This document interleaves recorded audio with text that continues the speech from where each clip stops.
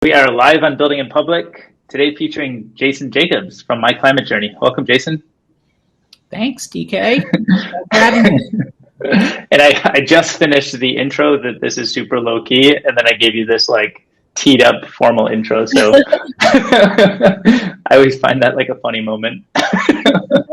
But we're really... Well, I'm wearing a running shirt now because I went for a run, but just before coming on, I put on a sweater over my running shirt because I thought this was going to be formal. And then during the time my computer was booting up, I was getting so hot that I just went with that first. So you are getting casual, Jason, for sure. Let it rip. Yes. Casual COVID home inspired leisure wear. Yeah. Although I don't know, my wife is starting to turn up the heat for me to get out of the house and find someplace else to work. So today is actually 2 weeks from my second vaccine. Oh, me too. Oh, congrats. Yeah. Thanks. Yeah. Nice. Official immunization day. Everybody's like, did you get the vaccine? Yeah, but I'm also immunized. Yeah. I don't know if I trust it though. I'm so conditioned to be afraid now.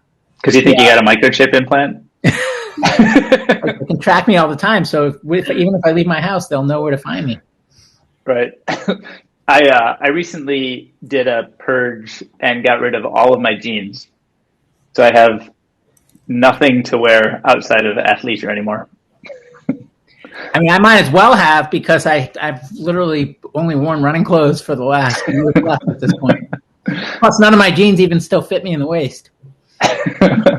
Because you've lost so much weight? No, I put on. Even running twice a day, just with no steps and being in such close proximity to the fridge, and probably stress too. I think I gained like 15, 20 pounds this year. Even building that ice rink?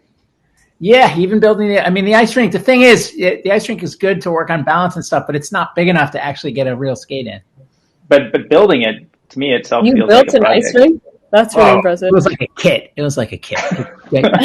Exaggerating. It's time to build your ice rink in public.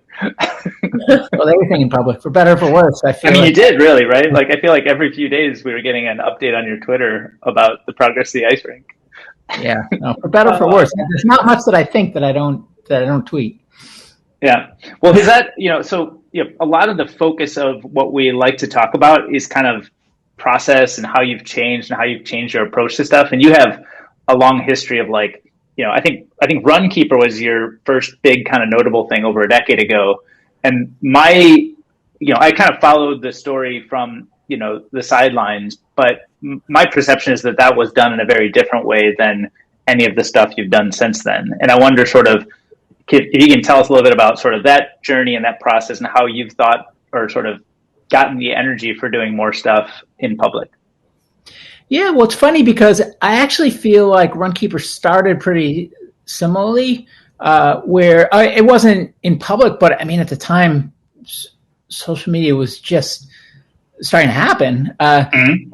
But for example, we had a pretty vibrant support forum which was pretty similar to like MCJ Slack as an example. And we were also one of the first brands to be present on Twitter, not just pushing out press release style stuff right. that's approved by some agency, but actually just like engaging with the community. But what ended up happening with Runkeeper though is that as we started hiring and as we started quote unquote growing up, I think I felt the need to start acting more corporate and also I think as we took on venture money and we ramped up our burn, I think I just started getting more sensitive to optics as well, or I kind of faded into the background and yeah, I mean, we're still in the honeymoon phase with MCJ, so I mean, sure, you can be fully open when it's when it's up and to the right, but I like to think that we'll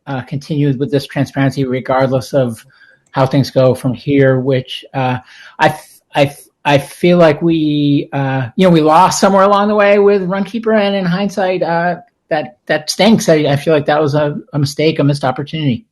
Yeah, was that it's unhealthy too to keep it bottled up? Yeah, it almost seems like I guess like if I could could kind of paint my view of it from having watched you, it feels like you have a lot more confidence today than you did. And I wonder if that confidence has helped you kind of just do the public thing more, or is there some other kind of factor? Like, it sounds like you sort of got a little bit more reserved as you took on more responsibilities with Runkeeper, but even today you have a lot. I mean, you have other almost what you might traditionally consider more conservative constituents in limited partners relative to venture investors, but you're actually more yourself than ever. No institutional LPs. So okay.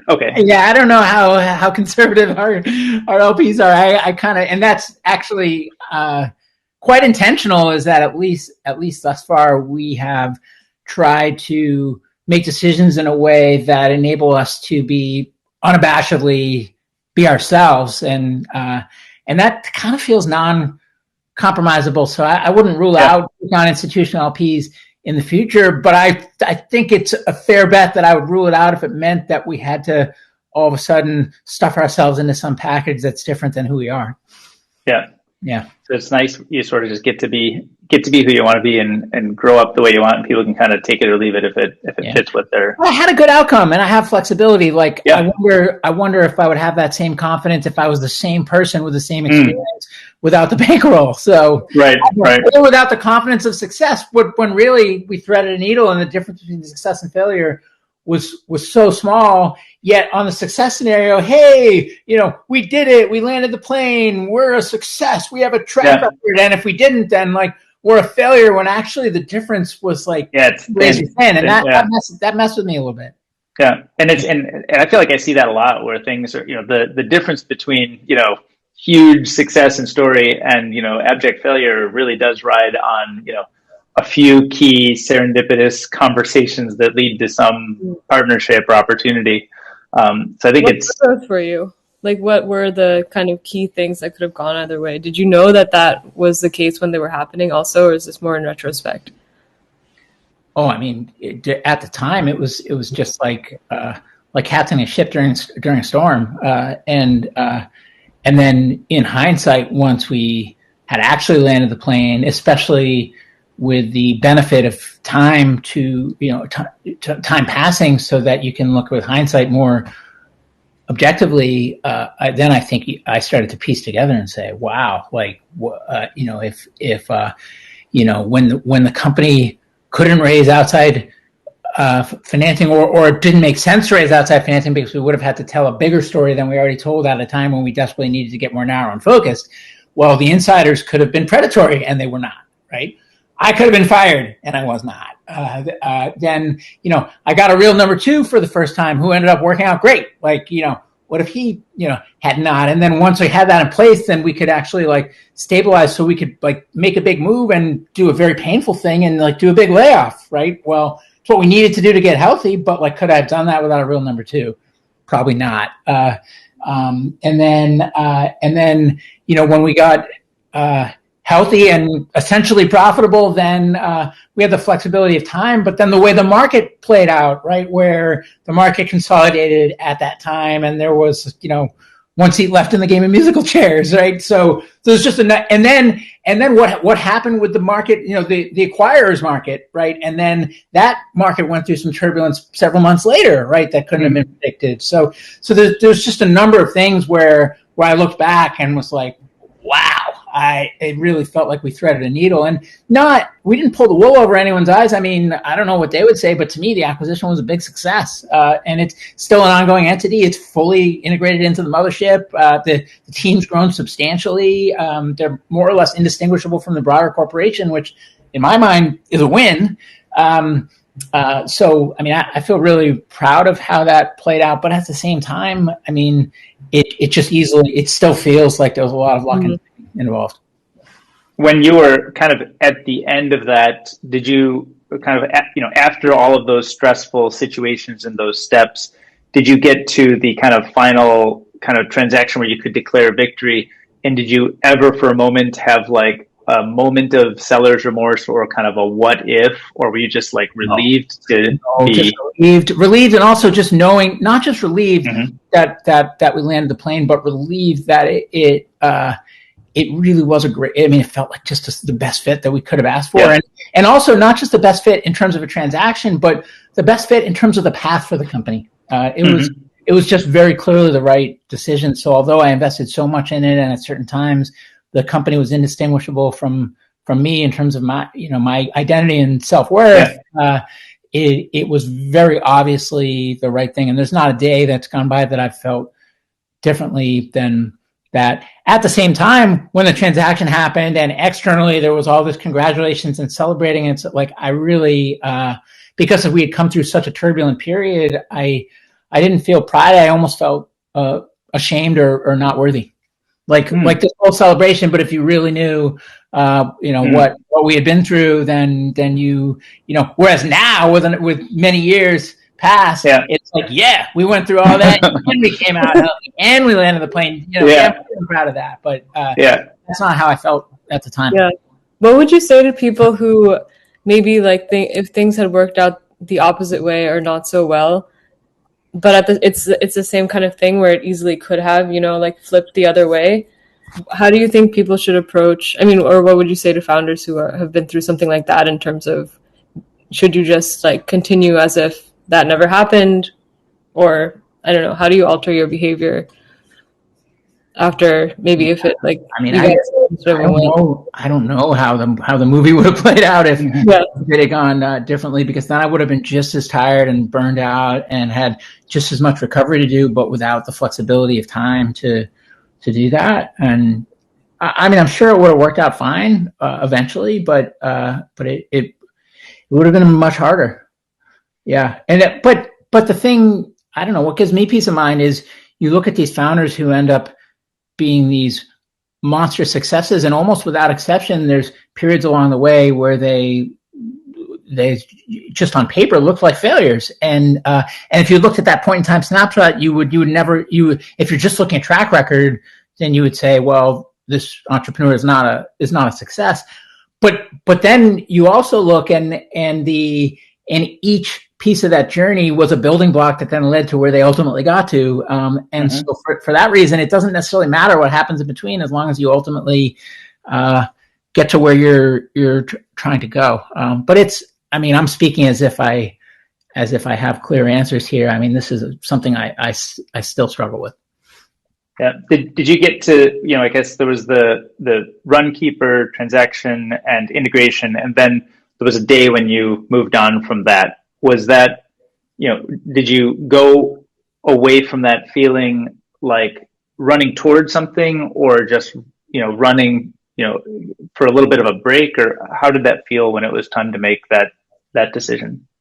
Well, it was a very gradual process where I actually worked quite hard on the other side of the acquisition to set up the integrated entity for success. I traveled quite a bit in the subsequent year. I think I was in Japan 6 times, plus many other parts of the world. My carbon footprint from flying, I don't even want to know what it was. And that was all. The point was, let's make sure that the body accepts the organ. Let's work through succession for my core responsibilities, and I'll leave an open mind to if there are other things I can sink my teeth into and make a long-term career here. But I kind of suspected that was a long shot, not because I didn't think tremendously highly of the organization, but just because I'm not really meant to work at a big company. And so that's what I did, is I got the integration on the right path.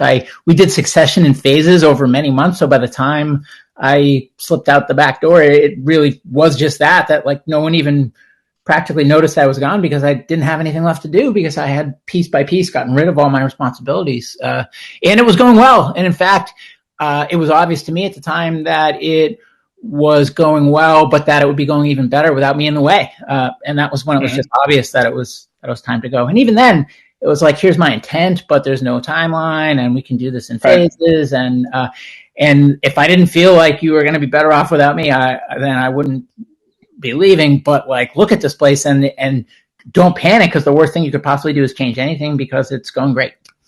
Yeah. And I'm not doing anything. Yeah. That was the discussion. Right. That's funny.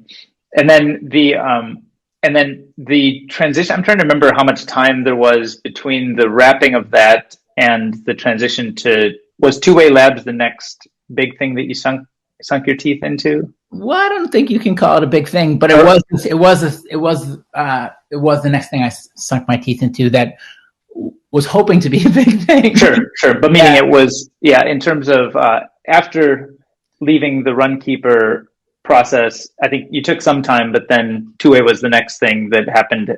There wasn't another blog or something in between or some other. I first just left and tried to decompress and take some vacation with the family and things like that. And then it was almost like I had some ailments that were kind of recessive that as I thought out from that experience started to pop up.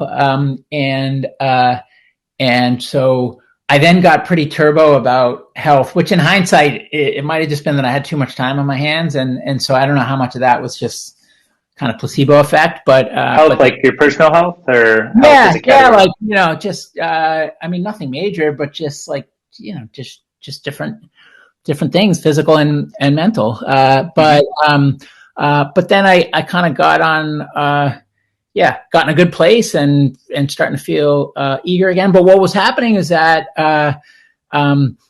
is that I started actually worrying. I had a new concern. I was worrying that my worth as an entrepreneur was atrophying, and that it had been over a year and I wasn't back in the game. And the longer I waited, the harder it would be. And so I started putting self-imposed pressure to like get back into action, but I really didn't know if I was ever going to find something I could be as invested in again. And so the Two Way Labs thing had some of the criteria, but not all of the criteria. And I talked myself into that it was enough, and then found out pretty quickly, as you know, DK, since you were involved as as one of the early investors, that it wasn't right, and learned a hard but valuable and important lesson.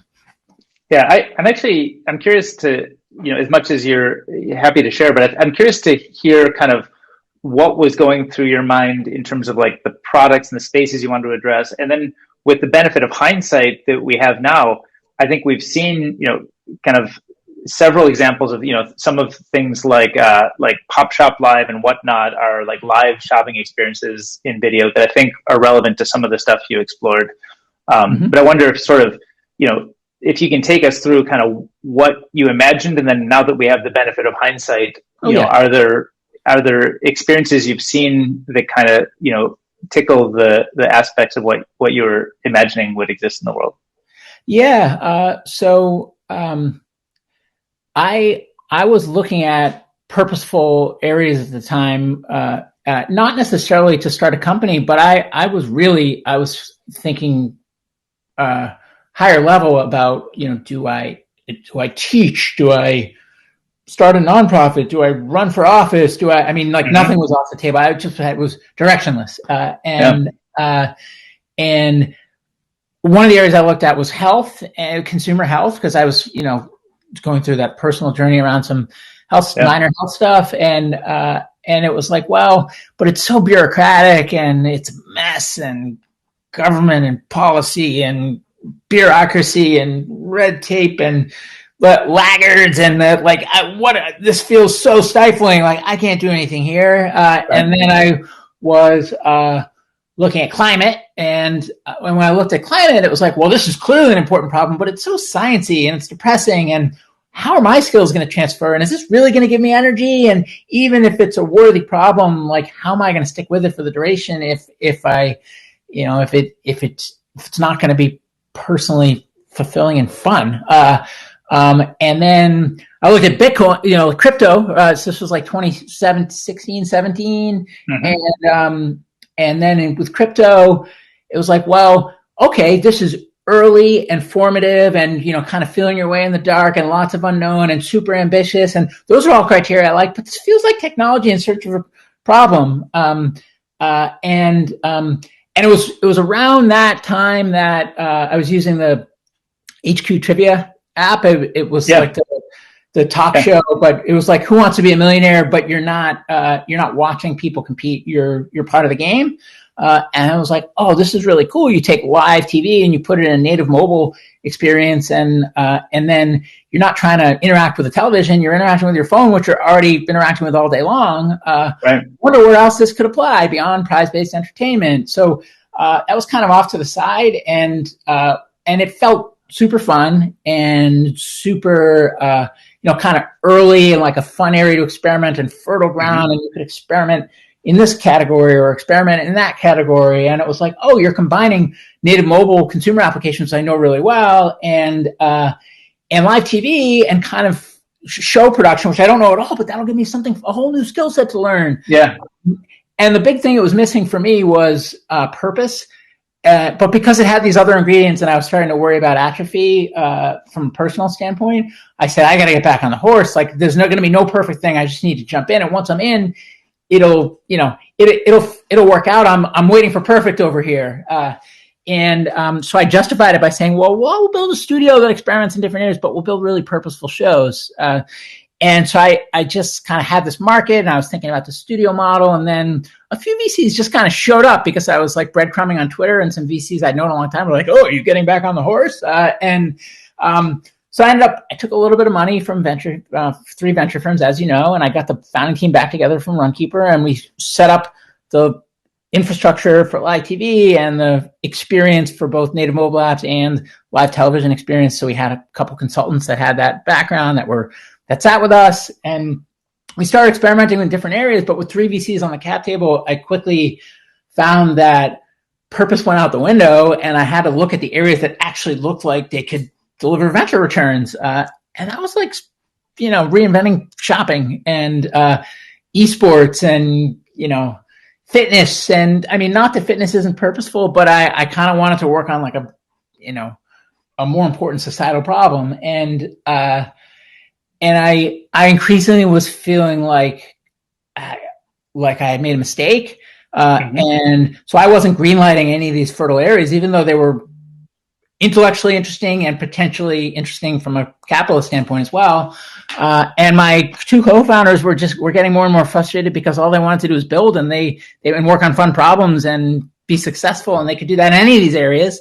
And so they were getting frustrated, and I was getting frustrated. And meanwhile, the bad news in climate, that war drum was just beating louder and louder. The IPCC report and Trump taking steps to withdraw us from Paris, and symptoms getting more visible and obvious. And at a certain point, I remember having a conversation with you, DK, actually, where you said, well, why don't you just like hit the brakes for a month and learn about climate and then see what happens. So I thought about doing that, but then it was like, well, but then this money is just going to be sitting there, and I'm locked into this structure where it's going to be three VCs and it's got to look like a venture-backed technology company. Like, I just want to learn about climate. I don't want to learn about climate knowing that I'm going to have to come back and build a venture-backed company. And who's to say I even want to build one from scratch? So I ended up, we still had more than 90% of the money, and ended up returning that capital. And the board was super understanding. We didn't have a board, but the investors were super understanding. They said, you can freeze it, you can park it. Like, we just want to work with you, whatever you want to do. Like, it doesn't matter if it even resembles 2A Labs. But I wanted to kind of unshackle myself. So I returned the capital, and my two co-founders landed on their feet right away. And I made sure of that. And they were imminently employable anyways. And they're both doing great. And then it took some time, but quickly realized that I said, well, I think I do want to learn about climate, but I'm not going to declare. I'm not going to write a blog post. I'm not going to raise money. I'm not going to, I'm not even going to announce this is where I'm focused. I'm just going to shut up and just learn about climate. So 2.5 years ago, I just started talking to people and reading and learning about climate. And then the rest is history. I haven't looked back. That's cool. And, I think the pace at which you've been able to kind of create this thing out of nothing is pretty impressive. And I think as a thing in the world, I think there's a lot of people who look at it and they would like to create things like that. And I wonder if there's any of the kind of insight into the earliest days of what that felt like, or what were the activities you were doing. So you're saying you weren't declaring it publicly. You weren't, you didn't write a blog post around, here's my new, focus. So what were you doing? Was it a bunch of one-on-one calls? Did you start the podcast right away or soon after? How did like the mechanics of the first, weeks or months that got you conviction about this happen? Well, it was hugely liberating to be able to just say, I'm going to learn about what I want to learn about for as long as I want to learn about it. And it just doesn't have to track like anything. I'm going to take the leap that I'm just going to learn and meet the smartest people I can. And that the dots will connect in hindsight to borrow from Steve Jobs, where it doesn't need to make sense now. I'm going to trust that the universe will connect these dots for me later. So I just started reading, talking to people, and then those people said, well, I'd love to see where you end up. Keep me posted on your progress. So once a month, I started sending an email out, almost like a board update. Just, hey, here's the ground I covered since last month, and here's what I've learned, and here were some surprises, and here's some things I want to dig into more, and here's the type of people I want to talk to next. And then get a bunch more intros. The distribution list for that email update would grow. And then after a few months of that, people from my old life started reaching out and saying, hey, like, it's great what you're doing. I'm inspired. I'm super concerned about this problem. Where should I start? What should I read? What should I do? And I was like, well, I'm just learning. I'm no expert, but I wish you could be a fly on the wall for all these great discussions I'm having, which is why I started the podcast. Well, one reason was to build a knowledge repository for others. The second was so that it's a product and not just an academic pursuit. And the third was the two-way labs thing. Like when I was like building that studio for live TV, I kind of had an itch to be the host, and I had never done that before. So I started kicking out a couple episodes per week and meeting all these great people. And then because it was recording, it was like I did more prep leading up to it. There was accountability. We would, they would be more forthcoming because they knew that other people were going to see it, and they wanted to give substantive discussion.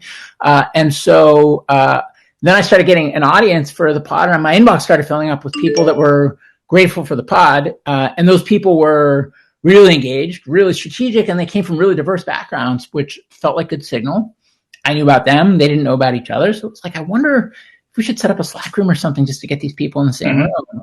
And I did that. And then that's now kind of taken on a life of its own where there's more than 1,500 members. There's a dues model. You have to apply. And there's just so much goodness that's come out of there in terms of events, programming, hiring, co-founders meeting, nonprofits getting started, open source projects getting actively worked on.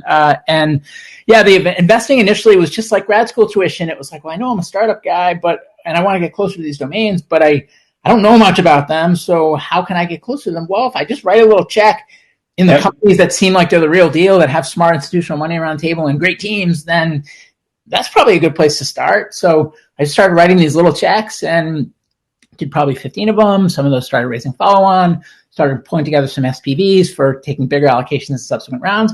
And then ultimately the fun happened because I just felt more and more like I was cutting into bone, not having a bigger piggy bank. And because if I got these smart individual LPs involved, then those could be helpful to the portfolio. And then the virtuous cycle would accelerate. But none of this was scripted. It was all just very organic. But now we have, a 10 million per year rolling fund and a big wait list of additional LPs. And we've backed 26 companies since we launched 7 months ago.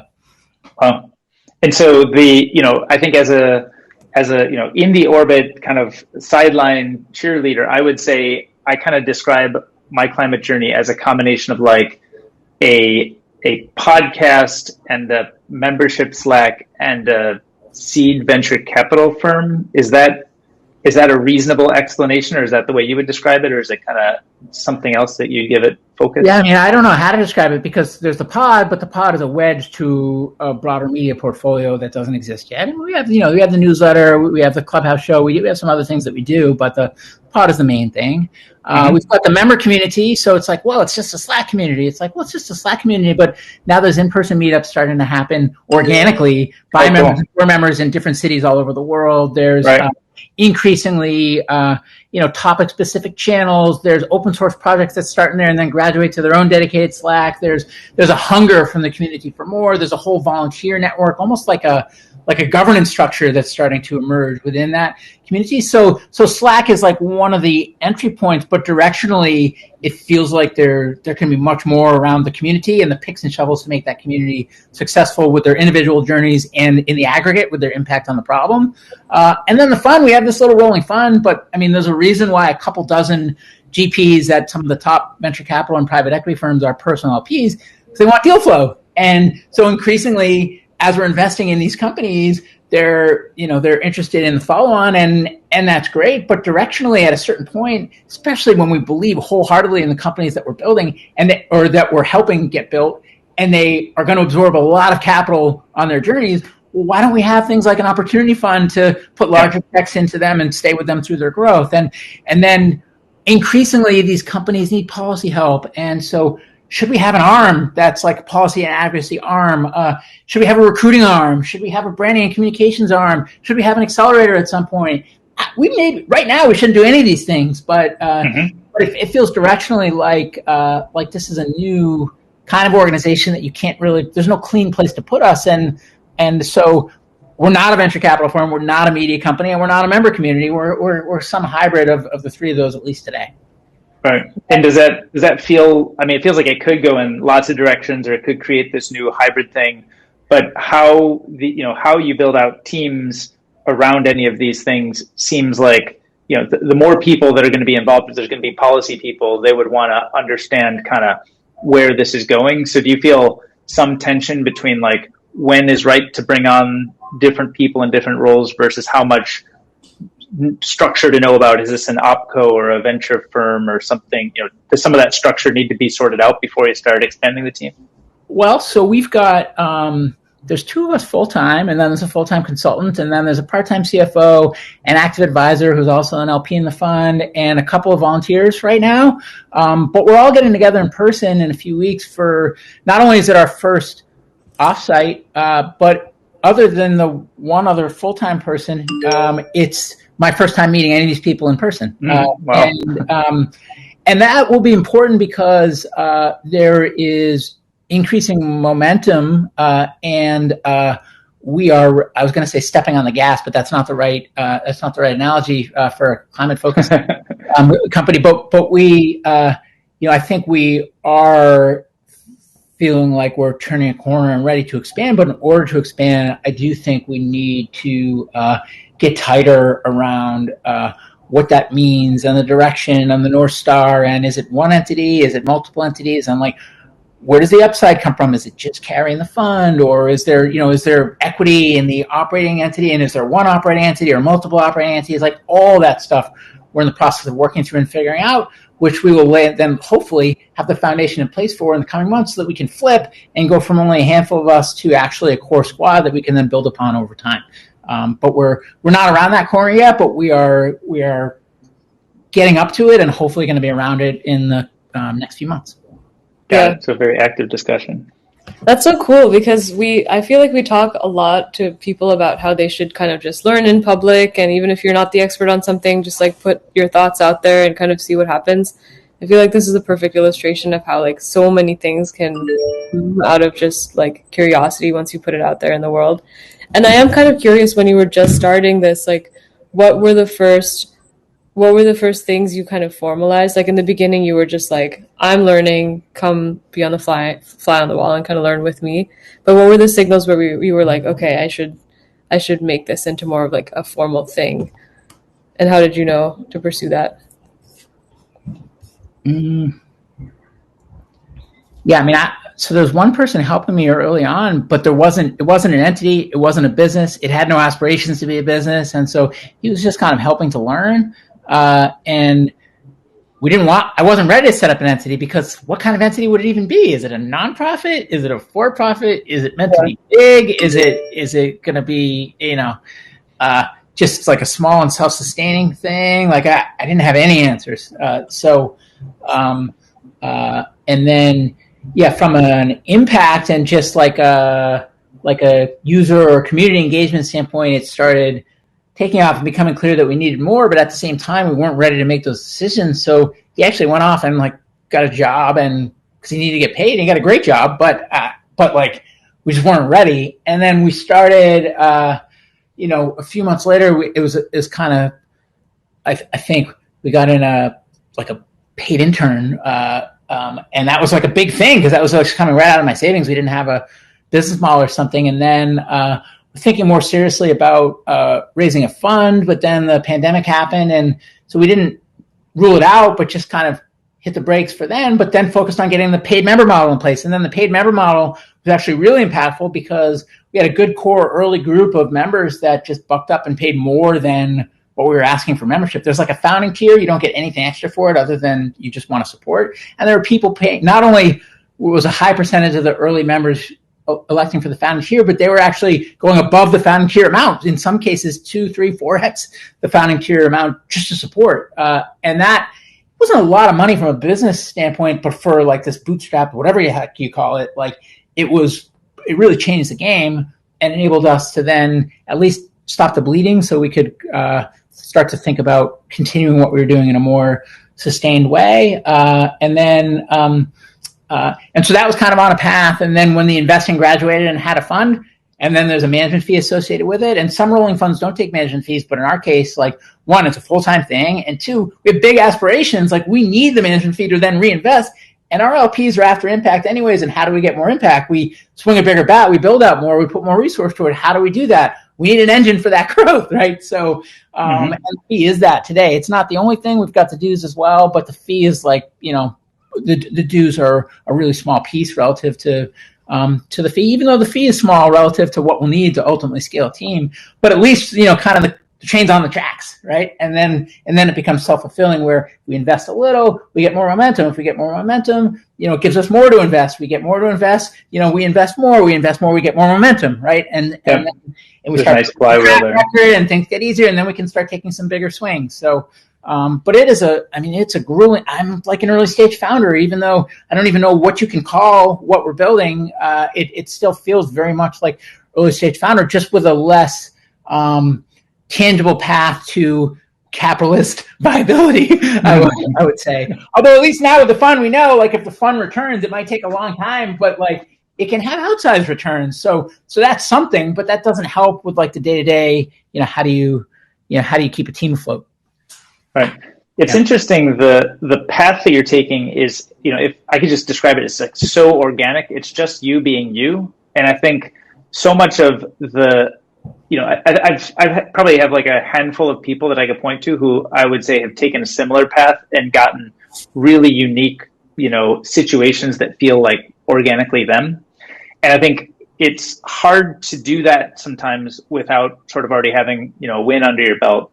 But I wonder, is there like a way, if you imagine someday if you were to do a, like an incubator you mentioned, is there a way to coach people on how to, even if they don't have all of the advantages, some way to coach them on how to listen better or kind of not fall into the structured systems that are set up around kind of accelerating and really focus on like helping people listen better and helping people kind of like be more patient? Do you think there's like any kind of advice or structural system that can kind of desystematize some of the kind of early stage company building? There's no, to your point, you would never find an accelerator to form things like this in other verticals, right? It wouldn't, unless I built it, right? I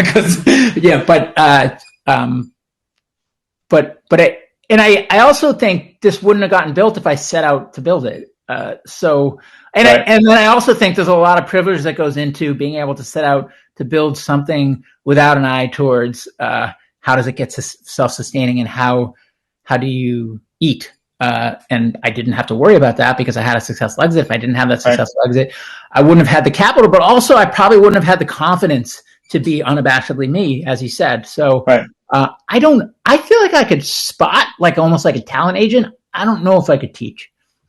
Right. I almost feel like if we as world could have such a thing, it would be a tremendous unlock for like the creation of opportunity and also like for getting more diverse people who may not be as connected to the ecosystem included.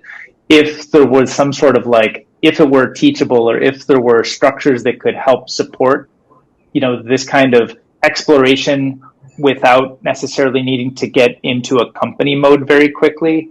But it is, I think it's that your willingness to wander is, I think, why it works. And I think so many times, the 22-year-old or 19-year-old dropping out of college feels like they have to be on like the track.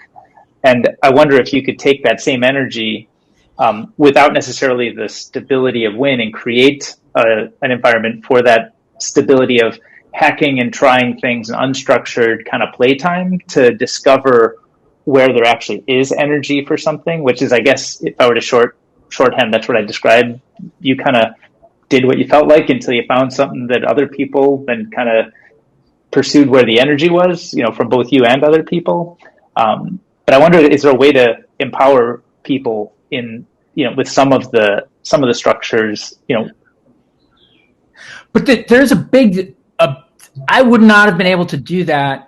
I would not have had the energy nor the self-discipline nor the conviction or anything required to do that if I hadn't landed on a problem that felt like indisputably right for me. Mm-hmm. So that was my anchor. My anchor was, I'm going to figure out how to play the biggest role I can in accelerating the clean energy transition and helping avert the worst of the problems of climate change. And so that was kind of the anchor. And then the mistake would, or the common thing, like if I was if I was just starting out, it would be like, well, what am I going to do? Right? I'm going to start a company that does X. Okay. So I'll run that out until I find that doesn't work. And then I'll find another, I'm going to start Y, and then I'll start Z, right? But like, I didn't do that. I said, I don't know what I'll do. How would I know what I'll do? I'm still learning about the problem, but I'm going to go and I'm going to systematically learn about the problem, but also systematically like get to know all the key nodes in the network that sit at different perches,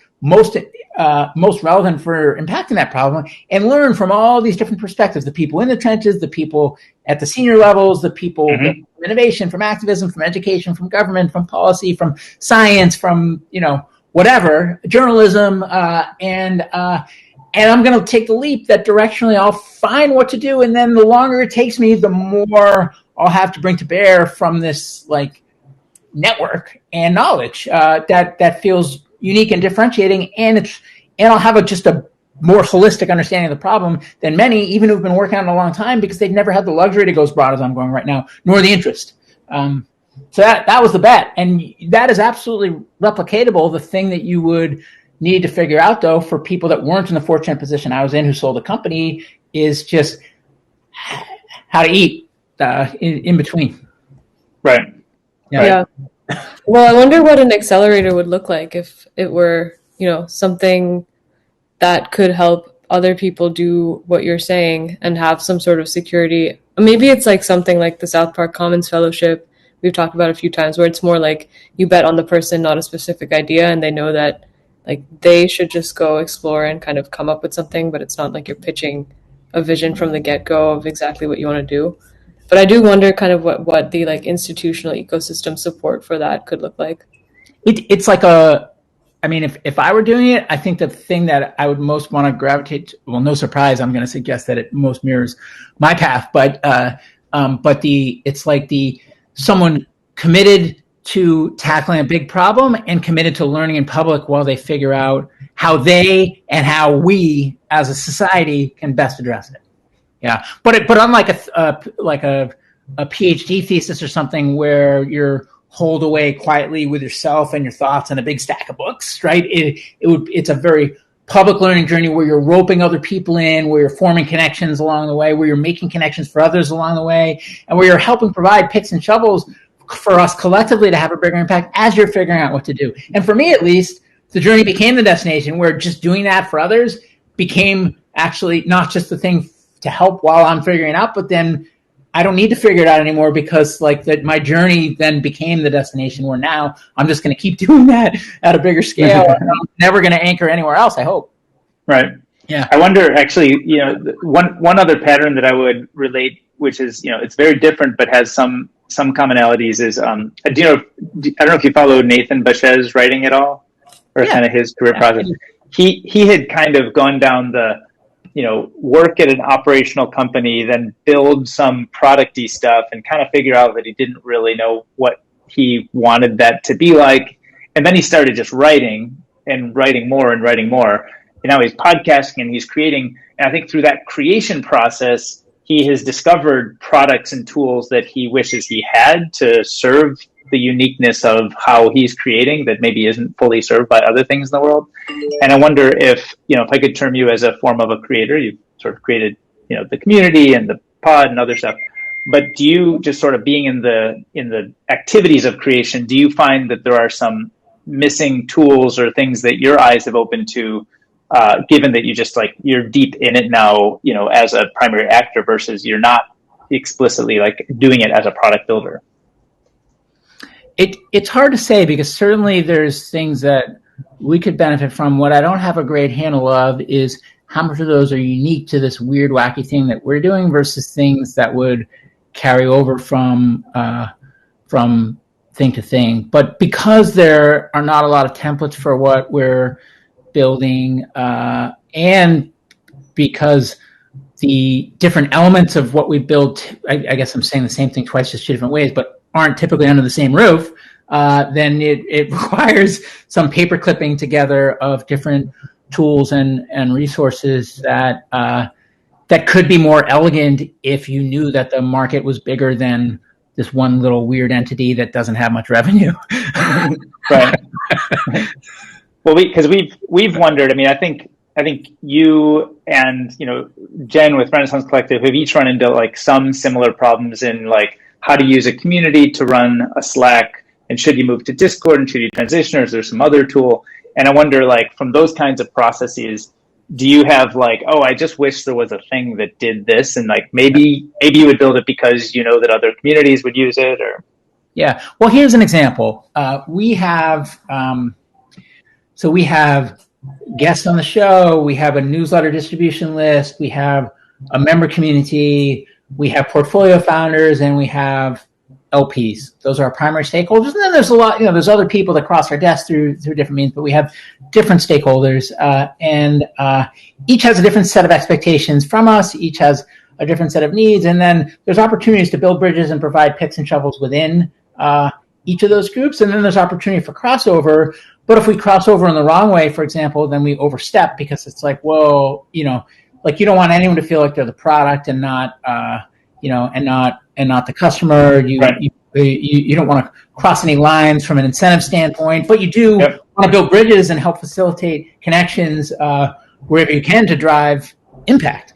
And right now, we use like Substack for one thing and payments for another, and we have Slack, but there's a historic message limit, and then we use Notion for some stuff, and Google for other stuff, and Dropbox for other stuff, and it's Stripe for some things, and then we have podcasting software, and we use Clubhouse for some things, and it's kind of a mess. So is there an more elegant solution? I think there's got to be a more elegant solution. Do I know exactly what that looks like? No. Do I know how consistent my needs are with other people building other similar things? It's hard to say, because I don't know very many people building other similar things. Mm-hmm. Yeah. Makes sense. I'd like to see more of them, though. That'd be fun. In fact, there's one person I've been helping out just here and there I'm not a formal advisor or anything. I've just had a couple meetings, but I've been helping out because he intends to build something that has at least some of the same aspects of what I'm building in a completely different area.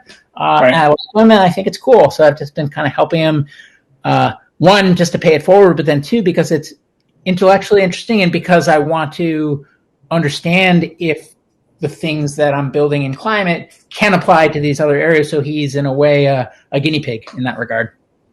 Right. Yeah. Right. That's cool. Yeah. It's almost like putting together like public problem solving collectives of people, and you're kind of, someone spearheads it and starts the learning in public or something, but ideally they all become these kind of self-sustaining things, which would be cool. We've talked about how space is an area that could probably have something like this. There's a lot of like disaggregated activity, but probably just so many different categories you could think of it being useful for. Yeah, or like our democracy, or what we eat, like the food system, or transportation, or what would the future of work? Yeah. I mean, there's, I don't know. I mean, I'm spouting off ideas, but I've tried none of this stuff. So I might be dead wrong, but it does. I've thought of going on other, like my kid's getting really into hockey. So I feel like the last year during the pandemic, it's been like my hockey dad journey, right? I've been doing a lot of learning about how to navigate that and stuff, but it's been kind of in the shadows, right? But like, there's a lot of other probably, youth sports parents who could benefit from that process, but I've not been in public. Yeah. Right. So my X journey, climate is just the first of many journeys.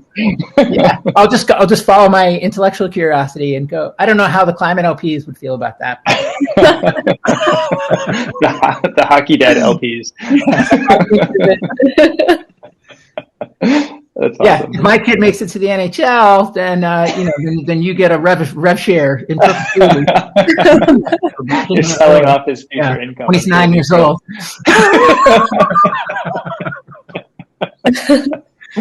That's his pre-seed round. The soil round. Awesome. Well, this has been great. I know we're already over the time that we had agreed to spend together, and I don't want to keep you past your schedule. But this has been super fun to catch up. I feel like it's been great because we're always interested in the process of building, and I feel like you've been through such a unique and interesting journey across several different pieces of that. And I feel like through this video that we made together, I think we really got like a flavor of like you and how you made those decisions. And I think that kind of stuff can be helpful to future to future builders and to people thinking about building or wanting to learn more about how the magic works under the cover. So I wanted to thank you for spending the time with us. Well, thanks so much for having me, Mishti, DK. I appreciate it. Thank you. This was awesome. All right. Okay. See you, Jason. Bye.